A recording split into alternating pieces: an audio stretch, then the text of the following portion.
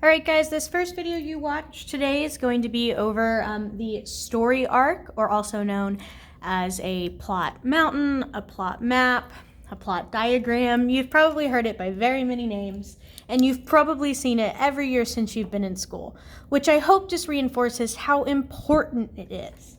Now, I'm just going to go over the basics, which I'm sure you already know. What we do to make a plot mountain is, well, we make a kind of mountain, right? So my, drawing skills are not perfect. Please forgive me. But your first section over here, we call this the exposition, right? All right, and this is where we sort of introduce, so I'm just going to say introduce characters, setting.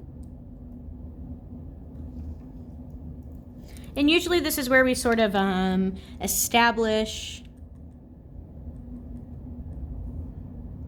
the conflict, right? So this is where we're going to find out usually where that problem is going to, or what it might be rather.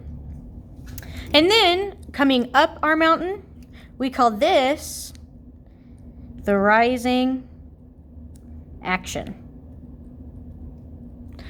And I'm just going to kind of do my definition for this rising action right above it. So I'm going to do a little, and this is where we sort of build up suspense, right?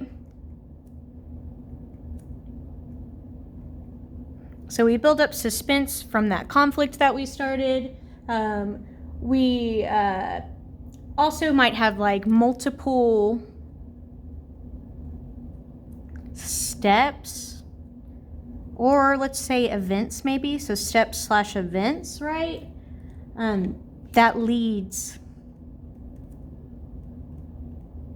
to the climax. Right, so everything in this rising action is going to reach us all the way up to our peak, which is what we call the climax of a story. I'm put this definition just kind of right there. Now, the climax of the story from yesterday you learned is either the turning point, or it's sort of the highest, or the one spot that has the most tension in it, right? The highest point of tension for the entire story. So that's what I'm going to write. This is the turning point, or I'm going to say like highest. Oh, I spelled highest wrong. Highest point of tension. Right, and the reason we call this a turning point is because usually we're leading up to this sort of drama, if that's what it is, if it's like a big fight or something, or it could also be a realization of something. The climax could really be anything. So everything's leading there, and then we're going to have a turn. It's a turning point to where the story shifts, and then right over here, falling down, I'm going to kind of turn my page a little. We call this the falling action. And again, I'm going to do my definition kind of above it. So we've led up to the climax, had our turning point. So what happens after that falling action? Well, this is what leads up to the resolution, right? So leads up to the resolution. Right? So just like this led to climax, this leads to resolution. But it's usually sort of a, we're going to call it like a coming down, right? A coming out of the conflict usually. And this is where we might see two characters talking to each other about the conflict they had at that climax, or it could be a scene in which two characters are reunited after the climax, anything like that. But it all leads into this final resolution.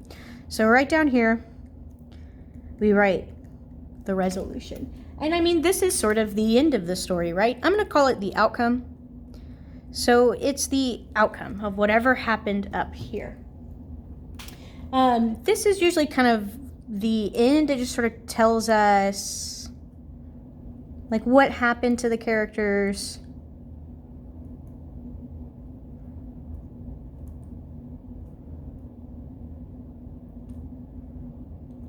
And like the events that might have happened afterwards as well, right? So this is teaching us what comes at the end. And we call it a resolution because we want it to be complete. We want a nice little period at the end. We don't want to leave our readers with more questions than answers. So be sure to follow along in the notes, because as you go along with your independent practice, you will see more where I'm going to teach you some new things about this plot diagram you're going to be doing for the rest of this year. So stay tuned.